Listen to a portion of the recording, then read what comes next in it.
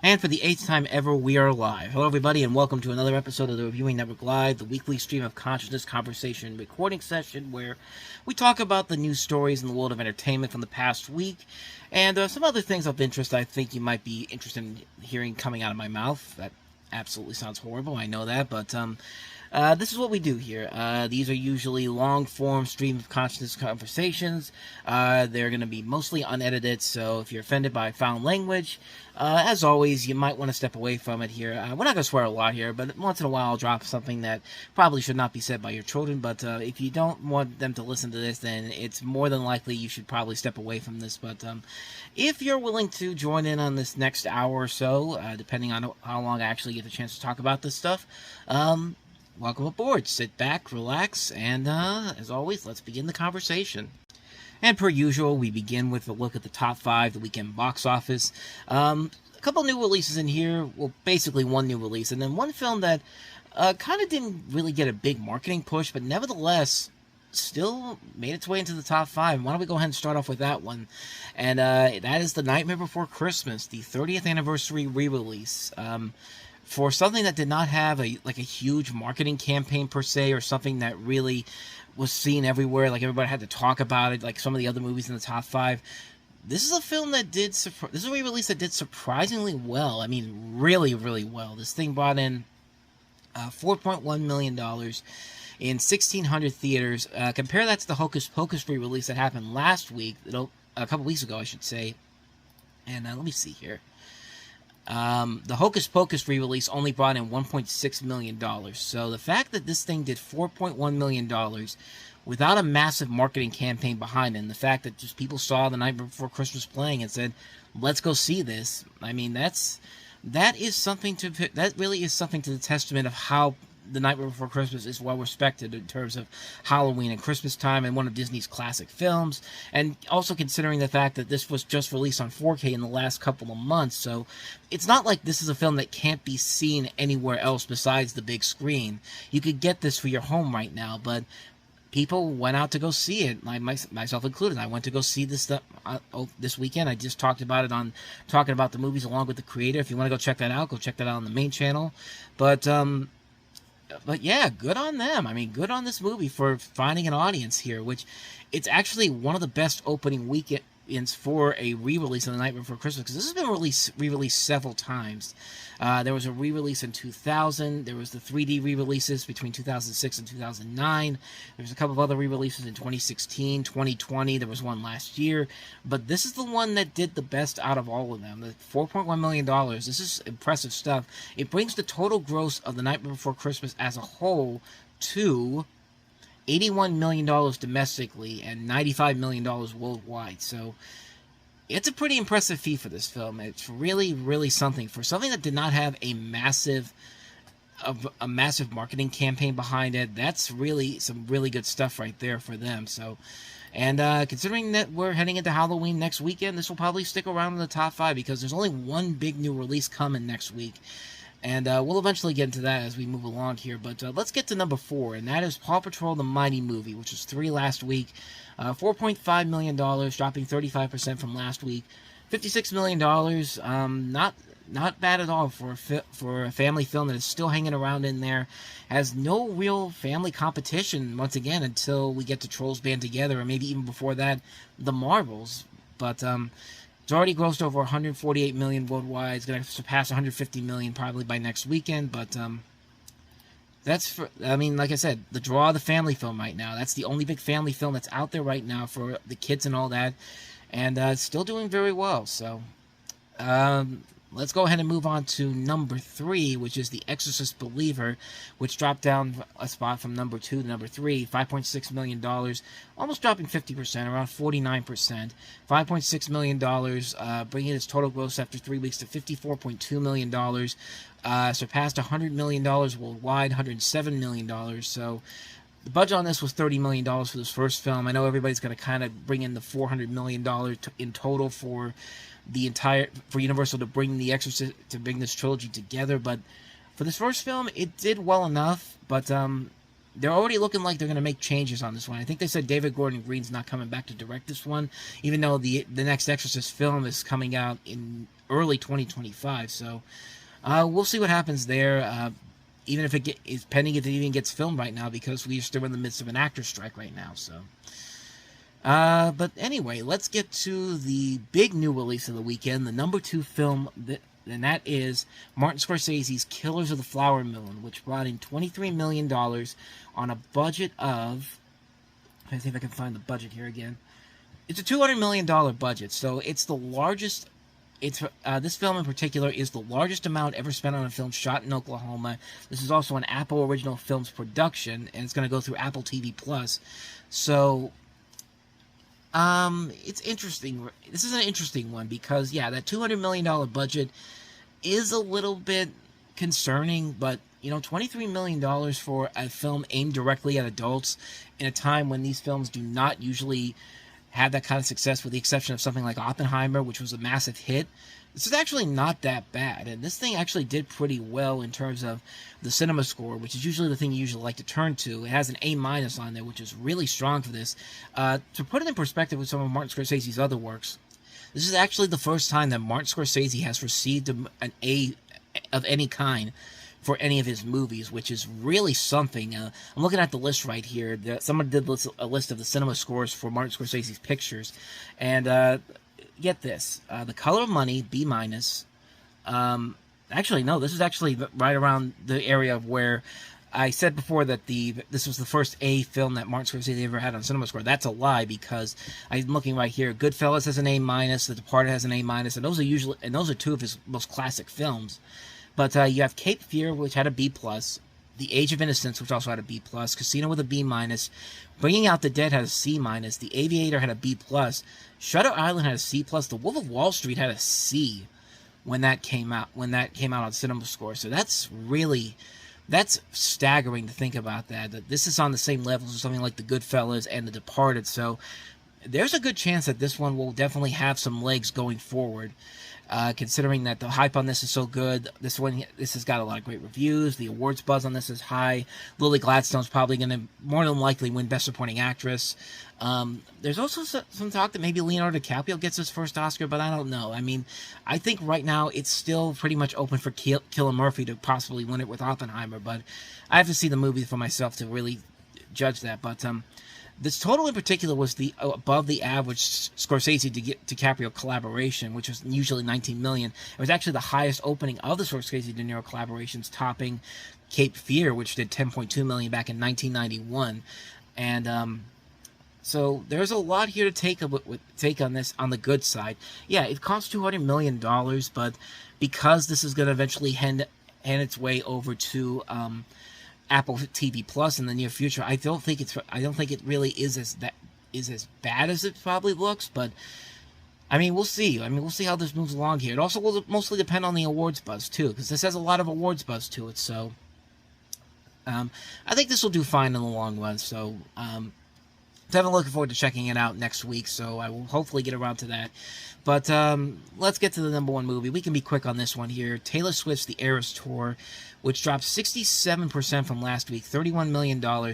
Its gross is only $129.7 million, so about $130 million. And I found out that when they did the distribution for this, they're only taking the weekends into account, Thursday night into Sunday, because this movie does not play in theaters on Monday, Tuesday, Wednesday, and most of Thursday. Because if you go on to Box Office Mojo, you see that the movie is not listed on there, and when it goes to Sunday the 15th, it immediately jumps to Thursday the 19th, which is usually the late night screenings.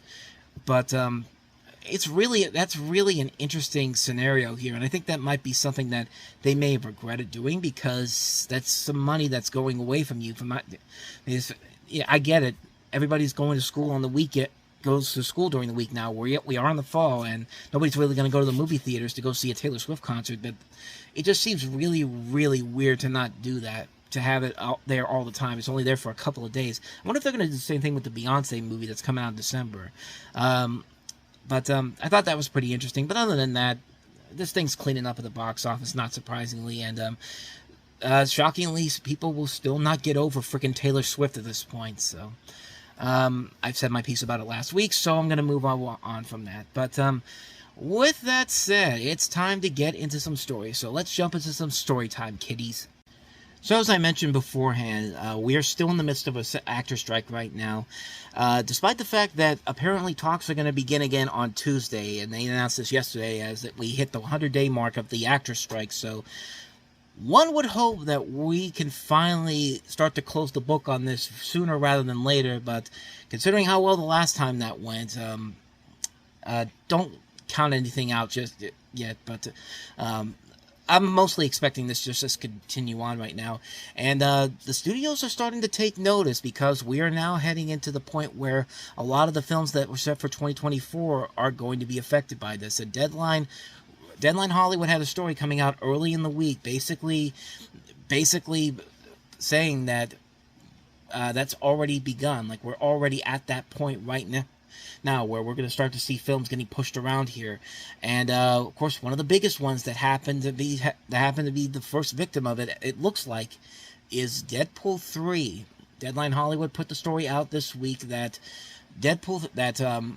Marvel Studios' Deadpool 3 won't be making its May 3rd start of the summer theatrical release date, even if the strike ends in a few weeks. The 2024 restart of the half-finished Deadpool 3 would not get the Ryan Reynolds Hugh Jackman threequel to a May opening day. There's just too much to do in regards to reassembling cast and crew. Note, this is just the beginning of the 2024 titles. Other studios have yet to play the game of three-card Monty with their most notable films that are in position, similar to Deadpool 3. So Deadline basically is saying that it's not looking like this thing's going to make it out in time for May. And I want to follow this up with a source from Collider who followed that up a couple of days later, and let me see if I can find that right here. So I think this is Stephen Weintraub at Collider Frosty.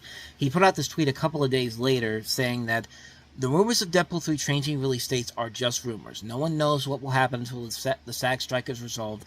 If the strike settles soon, the release date won't change. The visual effects can be rushed if the studio wants to spend extra money. The longer SAG strike lasts, the more the chance the date is pushed. First of all, you don't really want to rush the visual effects artists to really get this out in time, because right now, I mean, look at what's happening with Marvel and the visual effects people in this past year. I mean, with Ant-Man and the Wasp: Quantumania. But so basically, the whole point of this is to just say that Disney has not officially confirmed that this is indeed going to be pushed back. That being said, though, this is more than likely going to get pushed back at some point. It's just a matter of time right now. And so what happens then? So what happens when the day comes that Deadpool 3 gets eventually pushed back? Well, let me go back to the Deadpool story, the Deadline story. What happens to the start of summer now? There is a long shot per sources that Captain America Brave New World, which was originally set for May 3rd and then was pushed to July 26th, actually moves back because it's in better shape than Deadpool 3, having finished production, which they did finish that before the strikes happened. And I think it was during I think it was just before the actor strike, but so basically Captain America Brave New World probably gets pushed into the slot where Deadpool 3 would have opened up. It goes on to say, Disney typically holds on to highly coveted release dates. Therefore, if Deadpool 3 doesn't go to July 26th, there are other options like early November, where Thunderbolts is dated. Because I think Thunderbolts... Other options like November or December 20th, which is where Marvel Studios' Thunderbolts is dated. Because Thunderbolts is dated for December 20th, 2024. It was shut down. Production on that shut down back in May due to the onset of the WGA strike. And... So, I'm trying to see if there's anything else in here, but, so the bottom line here basically is that Deadpool 3 pretty much is going to probably more than likely be pushed back, and really that should not come as a surprise because the studios are just letting this continue to pan out until they get what they want, but the actors clearly have more leverage here, but, they're certainly not going to admit to that, unfortunately, But one could hope that by Tuesday, this is the start of the end of it, but we just have to wait to see what happens here. And the more than likely thing that's going to happen is that Deadpool 3 will indeed be pushed back to later in the year. So this is one we're going to keep you updated on here, so we'll check back here whenever we get the latest story on that. But let's go ahead and move on to the next story. So one of Disney's most beloved shows from the 90s was Gargoyles, which was kind of their answer to Batman the Animated Series. And they did it with an original take, an original concept, and actually made it a pretty damn good show for Disney back then. I mean, Disney was still making some pretty good shows, but this was much different than stuff like, the stuff on the Disney Afternoon, stuff like Goof Troop and all those other shows. But I bring this up because there's been long talks about a return to Gargoyles, depending on various different versions. There was at one point there was a rumor about a Jordan Peele directed Gargoyles movie, which would have been awesome in my opinion. I think a lot of people would want to see that, but those were only just rumors. But now Disney has officially come out and said that there is indeed a project in the works, and they just announced it this week, and they've got James Wan, who of course gave us the Conjuring, the Saw movies, the Insidious films, and Gary Doberman, the writer of It. They are teaming up to remake the 1990s cartoon as a live-action series for Disney+. This comes from The Hollywood Reporter. Basically, it says that Gary Doberman and James Wan's Atomic Monster banner, known for their collaborations on the hit Annabelle franchise, the Conjuring franchise pretty much, have teamed up to remake the 1990s cartoon Gargoyles as a live-action series for Disney+. Doberman will write, executive produce, and showrun the series with Atomic Monster, the company run by Wan and Michael Clear joining the executive producing ranks.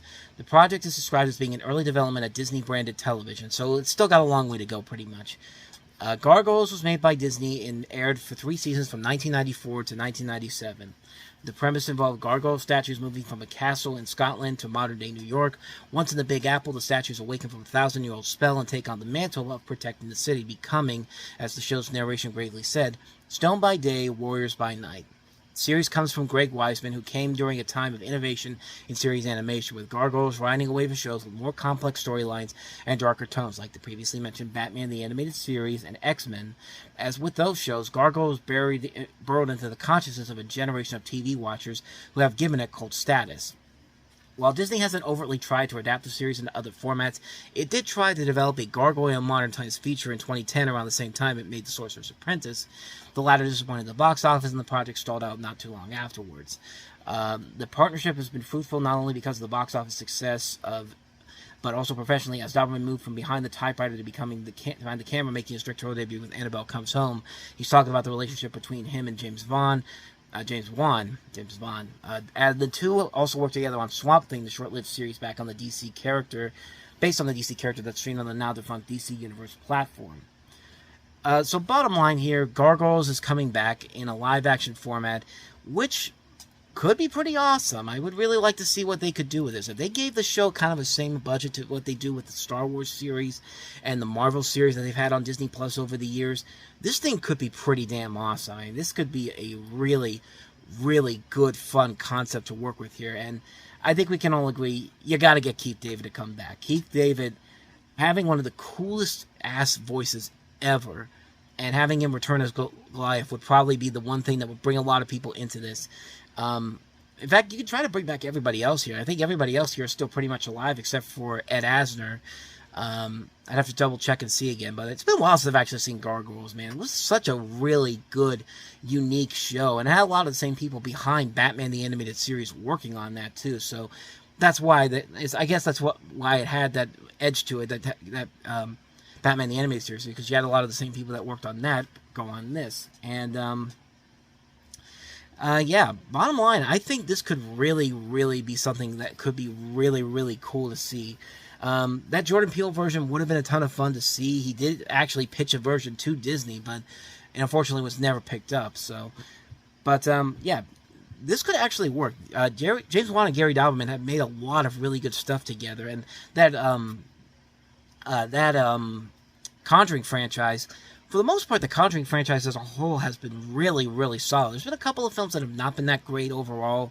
Some of the Nun films, the original Annabelle was not that great of a film, but that's been WB's probably most successful cinematic universe they've ever had, and they've been trying to do it with the DC cinematic universe, but The Conjuring really is their more successful cinematic universe, so it'd be really cool to see what they eventually end up doing with this. So I'm definitely looking forward to checking this one out. So I'm hoping that this actually I'm actually hoping that this will eventually become a series down the road. This isn't one of those things where they announce it, but then they never really do anything with it. one could hope that this is actually going to happen within the next couple of years, and I'm definitely looking forward to checking it out. I'm sure a lot of you are too. So yeah, that's the story on Gargoyles. Let's go ahead and move on to our next story. So we are just about a month away from the prequel to the Hunger Games being released, The Hunger Games: The Ballad of Songbirds and Snakes, which I'm definitely looking forward to it, even though I have my concerns because the last time we had a prequel to a beloved franchise of like this, it was Fantastic Beasts, and the Fantastic Beasts series really did not work as a whole. The first movie was barely watchable, and everyone after that just wasn't worth it in the end. But there was a story that came out this week talking about the director of this, Francis Lawrence, who comes back after directing the other Hunger Games films. He was asked about splitting the final Hunger Games story, Hunger Games Mockingjay, into two parts. And this is a story from Screen Rant. And let me go ahead and read you the story here. Several years after it says, now several years later, director Francis Lawrence is returning from the prequel film, The Hunger Games: The Ballad of Songbirds and Snakes, which is expected to be a single installment film, just as the book it's based on is a single installment novel. Regarding the decision to wrap up young Coriolanus' Snow, it's been a while since I've seen The Hunger Games. I can't remember how they pronounce it, but Coriolanus' Snow, I could be wrong on that, but his story in one movie. Lawrence noted via Screen Rant that he regretted splitting Mockingjay into two parts since he is aware of the common criticism that the move felt disingenuous. Of course, Lawrence was the first to do something similar. Of course, they did this because of what happened with the Harry Potter films. Harry Potter and the Deathly Hallows was a two-part film. It was a big success box office-wise, but that worked because there was so much in the Harry Potter and the Deathly Hallows that one film really could not be enough to bring it all together. So that one makes sense to split up into two films. And they say in here, it felt like a cash grab when the Hunger Games did it. The same is true for the Twilight movies with Breaking Dawn. While audiences were excited to see the climactic ending they had invested years of time and money to see, the studios seemed more interested in stretching out the success of these franchises as much as possible. This is especially frustrating since books like Harry Potter and Deathly Hallows certainly could have benefited from two full movies, but rather than including the central plot points, the film threw in moments of details that have never been in the books to begin with. In the case of Breaking Dawn, too much time was focused on drawn-out storylines such as Bella's pregnancy and Alice's visions, so the two films felt far slower than were needed. And basically, Breaking Dawn pretty much was just music, almost the equivalent of having music videos in that to span out the first film. Like, Twilight should not have been that film should not have been two movies, but neither should have been. But yeah, basically that was a big mistake on their part. The Lawrence has stated regret over breaking the Hunger Games Mockingjay into two parts. It's one of the few book-to-screen adaptations that did it right. Well, we'll get to that in just a moment here. I want to get back to what he had to say here, or is that it? Let me see. Okay, I found the link to the other story here.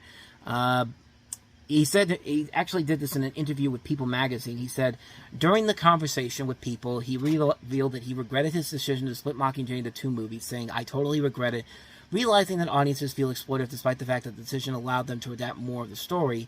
And he said, and his full quote is that, "I totally regret it, I totally do. I'm not sure everything does, but I definitely do. What I realized in retrospect, and after hearing all the reactions and feelings, the kind of wrath of fans, critics, and people at the split, is that I realized it was frustrating and I can understand it. In an episode of television, if you have a cliffhanger, you have to wait a week or you could just binge it and then you could see the next episode. But making people wait a year, I think, came across as disingenuous, even though it wasn't. Our intentions were not to be disingenuous. In truth, we got more on the screen out of the book than we would have in any of the other movies because you're getting close to 4 hours of screen time for the final book. But I see and understand how it frustrated people. And really, that's pretty much what a lot of people had to say about the Hunger Games Mockingjay, and that's what I had to say about Mockingjay Part 1 when that came out. I like the movie. I like Mockingjay Part 1, but I freely admit that, yes, a lot of that stuff is just filler. Like, there is more emphasis on getting a story involved in that one. It doesn't really feel like you're really getting the full, what you really need to do on that, but the movie itself the first film kind of felt pointless. It really shouldn't have been a two-part movie and should have been really a straightforward one-part film because we all know the big epic stuff is going to be in the next film. There's not really a whole lot of action in the first film. There's two scenes where there's action, such as the scene where the hospital is attacked and when the dam gets blown up, that's about it. There's a whole sequence where the Capitol attacks the rebellion's home, and really nothing else happens. All that happens, and all the action's happening in the background. The only tension is whether or not Katniss' sister and her cat make it to the bunker when they're attacked, and even then, that's not really a whole lot there. The movie's ending is also really anticlimactic, too. You have a scene where you have 6 of the rebels going into the Victor's Tower to go after the other 3 Victors who have been in prison, and just when you think all hell's about to break loose and the worst possible thing's about to happen, they get them all out safely, and then that's it. I mean, this comes after Catching Fire, which is probably one of the best action sequels you'll ever see. I mean, that really took that Hunger Games series to a whole nother level. And even fans of the books have said that it's the least Mockingjay is the least popular book of the series, and that's the first half of the book, and you can definitely see why. It has some good dialogue to it. I mean, it's not badly written. It's written by Danny Strong, who's written a ton of great works.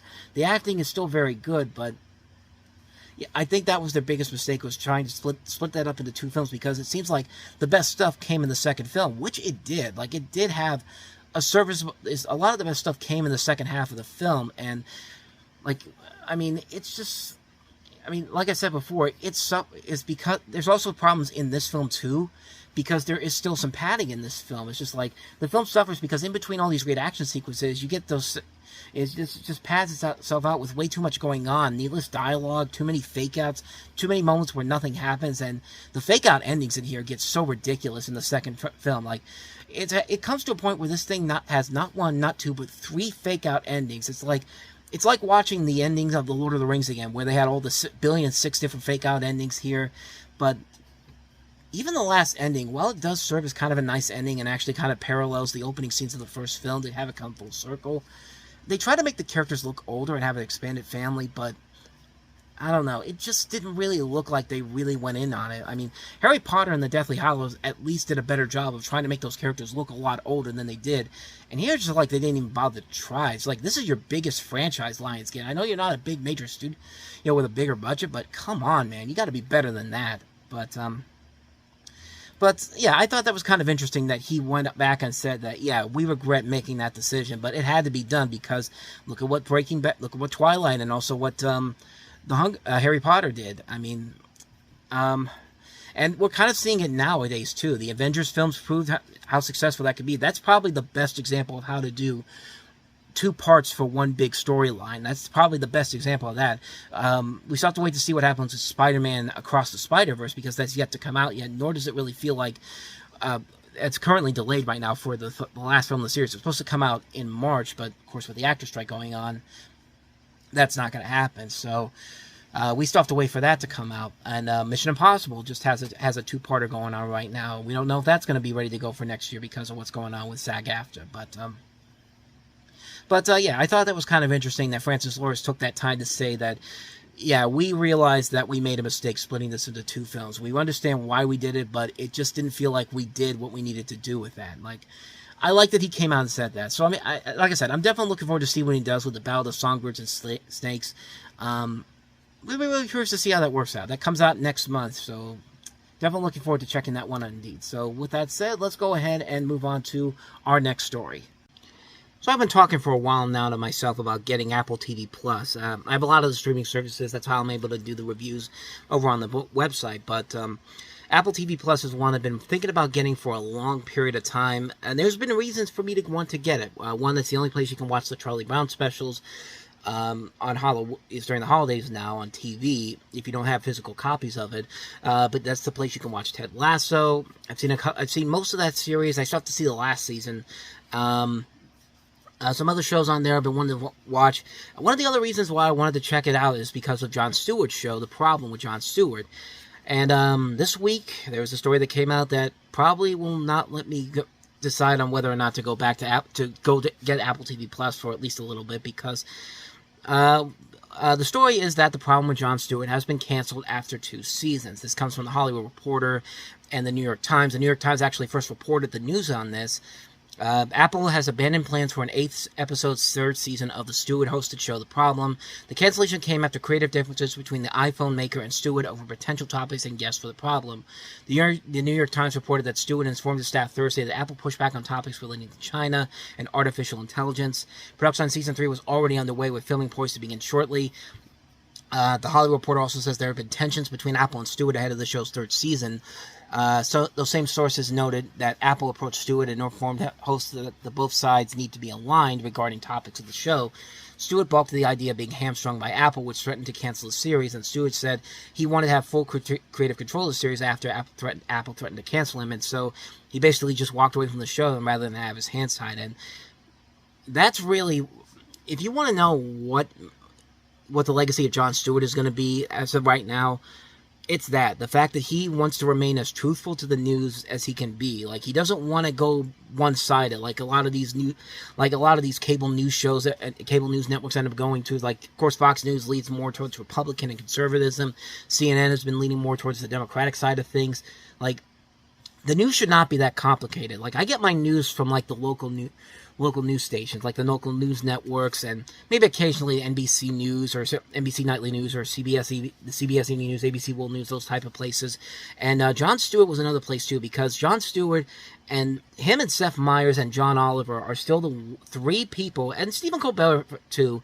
They're still the four people in late night television that can look at the news like this and have a great satirical edge to it. I think Jon Stewart and John Oliver and Stephen Colbert do it at their best. Seth Meyers, I think, does it in a way where he definitely leans towards more democratics, but it's still funny the way he handles some of the topics he has to discuss here, because he's not just, and I like also that he doesn't, like, he's not afraid to also make fun of Joe Biden, too. Just like Stephen Colbert isn't afraid to make fun of Joe Biden, too, because or Democrats in general, because there are things you can make fun about them. But Jon Stewart, man, if you've been watching some of his stuff he's done recently, that guy has not lost a beat since he left The Daily Show. Like, he is still just as funny, just as relevant, just as satirically hilarious as he's always been. And I think the problem was really a great place for him to go to really show that he knows how he can still take punches on people. And he's been doing a phenomenal job on a number of different things on that show. Like, there's two segments in particular that I really like from him. I like the one where he talked about the problem with white people, which is really funny stuff. Like, I like how he talks about how,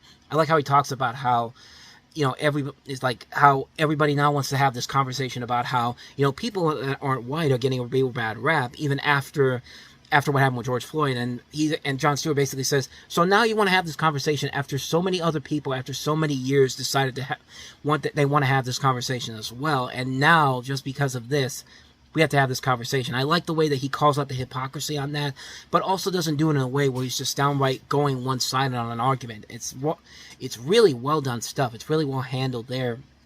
My favorite thing I think he's done on The Problem was when he covered the problem with the media, the mass media, because he talks about this great segment on there where he's talking about how when Robert Mueller was going to be the special investigator for the Trump collusion case, and it starts off by people talking about it on the news, and Jon Stewart's going like, oh, okay, you're giving me everything I need to hear about this. You're giving me everything I need to hear on this. And then slowly but surely, when everybody starts to overhype this, like there's one guy on there, I can't remember who it was, but he's talking about Robert Mueller coming in like it's the equivalent to Luke Skywalker coming in to save the day for Star Wars. He's got this whimsical look on his face, and even Jon Stewart has this look on his face going like, we're not on fucking Tatooine here, dude. And you just hear how it keeps building and building. Everyone's hyping this up as like this next big thing. It's like overhype in general. They're like overhyping it to a point, and then when the Mueller report came out, the big thing everyone was waiting for, they're still hyping it up, and the day came out. You basically have, I think their coverage started at 6 a.m. By 11 o'clock, everyone was wondering, well, where's the report at? Where's the report at? And then suddenly you hear people going in the background going, guys, it's actually online right now. And so they had to, you see everyone going on their phones, and this is like a 400-page report. So the fact that they have to go through all of this on live television to find any incriminating notes on anything like that, like, it's hilarious the way they handled it. Jon Stewart handled this. It's really one of the best things he's ever done in general. Like, I think the way he handled this was so well done. Like, he really nailed into these people for overhyping this to a point of no return, and the fact that it disappointed the way that it did, it's just like, it's brilliant stuff, man. You gotta go check it out in full. I can't really show you the clips from it here, but man, definitely go and look for that. But it's a shame because now Jon Stewart doesn't have a place where he can really put this out there now because he doesn't have this deal with Apple anymore. But hear me out here. Just hear me out on this. How about this crazy idea? Why don't you have Jon Stewart come back to The Daily Show? Trevor Noah has been gone now. They've been doing these guest hosts here. It's a crazy idea because I know they want to try to get somebody else to come in and take the mantle away and do their own thing. But you know, I think Jon Stewart should come back to The Daily Show. If not that, give him a show after Stephen Colbert. I know they were talking about CBS was doing at midnight. But they haven't been able to do that because of the actor strike that's been going on. And so, why not just have him come back and do a show after Stephen Colbert? Like I feel like this is a golden opportunity for either CBS or Comedy Central to really bring him back into the fold.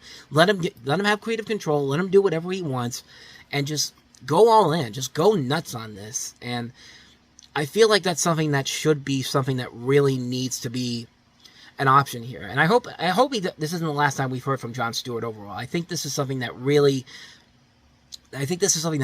needs to be, like, we need to find a place for Jon Stewart to really get back in the fold here. Even if it's somebody else, somebody needs to give Jon Stewart his own show again. Like, I really think that we need to hear more from him. He's the one person that we need in this world right now. Like, he's one of those people that needs to be out there to tell people the cold hard truth about things sometimes. But yeah, so that's my thoughts on that. Shame to see that show go away, but hopefully this isn't the last time we've heard from Jon Stewart. So let's go ahead and move on to our next news story. So last week, of course, was the premiere of the Once Upon a Studio short from Disney, which we already delved into in another video over on the main channel, and thank you guys for watching that. I mean, that was probably one of the most successful videos I've ever had on that channel. Over almost 2,000 views on that one video alone. I thought that was and that's really impressive, man. I gotta say, thank you guys so much for checking that out. But yeah, I really liked that. I really liked that short a lot. And not only that, we had another 100th anniversary celebration happen that weekend, or sort of, because Warner Brothers' 100th anniversary is still going on, and the Teen Titans Go episode that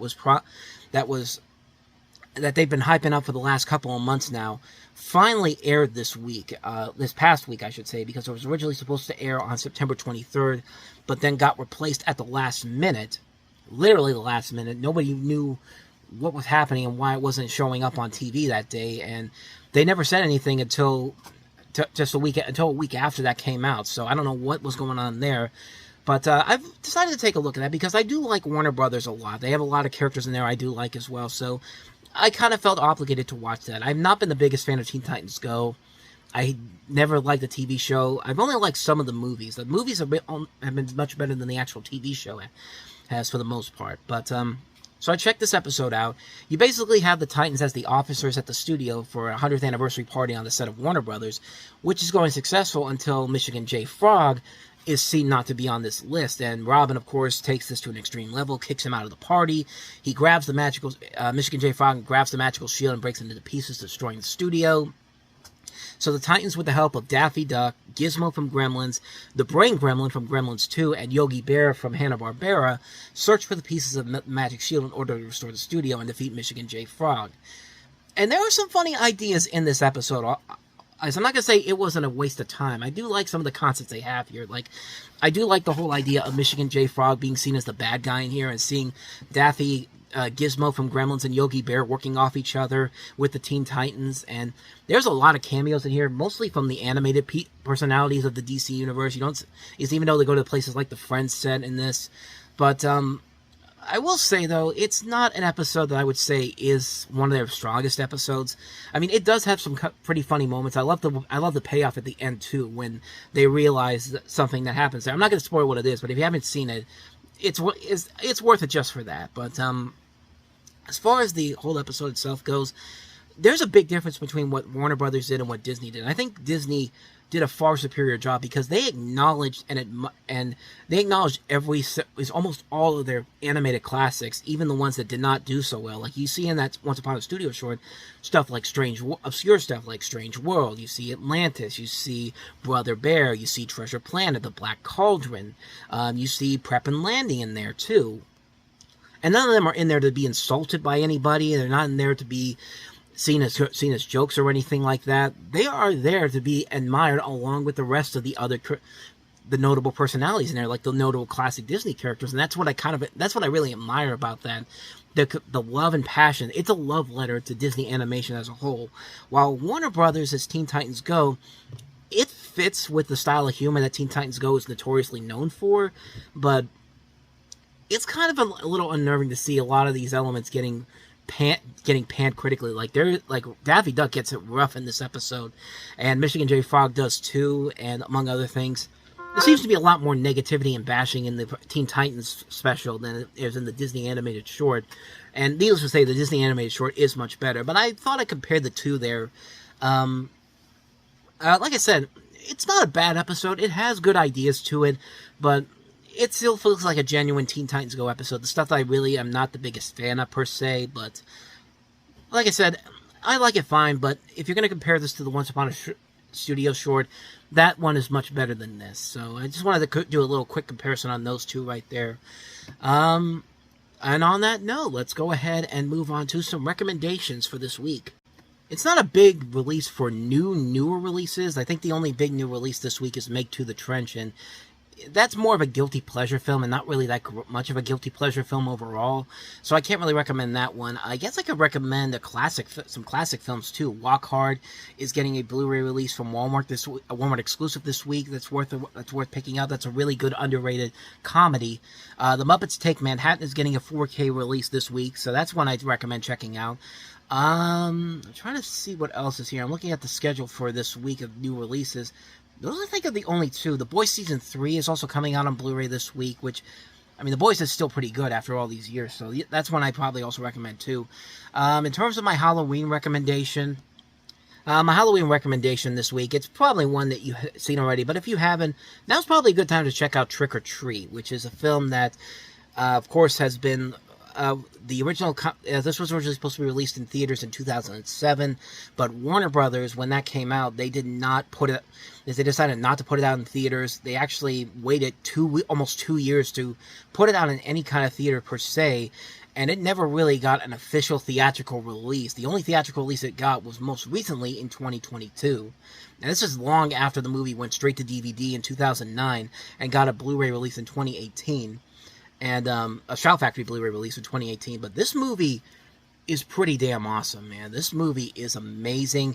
It's a really good, fun anthology horror film with Dylan Baker, Anna Paquin, and Brian Cox among the cast in it.